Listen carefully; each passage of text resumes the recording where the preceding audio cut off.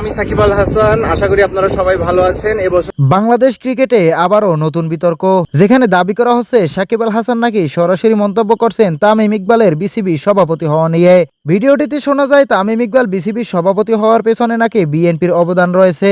এমনকি আরো বলা হচ্ছে বিএনপির সমর্থন ছাড়া তামিম এই অবস্থানে আসতে পারতেন না। কিন্তু প্রশ্ন হচ্ছে এই ভিডিওটি কি আসলেই সত্যি নাকি এটি সম্পূর্ণ এডিট করা বা ভুয়া কোনো কন্টেন্ট। কারণ আমরা জানি সাকিব আল হাসান সবসময় তার ক্যারিয়ার নিয়ে খোলামেলা কথা বলেন, কিন্তু এমন স্পর্শকাতর রাজনৈতিক মন্তব্য তিনি সত্যিই করেছেন কিনা তা এখনো নিশ্চিত নয়। অন্যদিকে তামিম ইকবাল বাংলাদেশের ক্রিকেটের একজন কিংবদন্তি ওপেনার, মাঠের পারফরমেন্স দিয়েই তিনি নিজের জায়গা তৈরি করছেন, রাজনীতি দিয়ে নয়, এমনটাই মনে করছেন অনেক ভক্ত। তাই এই ভাইরাল ভিডিও দেখেই কোনো সিদ্ধান্তে পৌঁছানোর আগে অবশ্যই সত্যতা যাচাই করা জরুরি। প্রিয় দর্শক, আপনি কি সাকিব আল হাসানের কথার সাথে একমত? তামিম কি সত্যি বিএনপির রাজনীতি করে বিসিবির সভাপতি হয়েছেন? তাহলে কমেন্ট করে জানিয়ে দিন আমাদের কমেন্ট বক্সে। আর এমন সব ভিডিও পেতে অবশ্যই চ্যানেলটি সাবস্ক্রাইব করুন। আমি সাকিব আল হাসান, আশা করি আপনারা সবাই ভালো আছেন।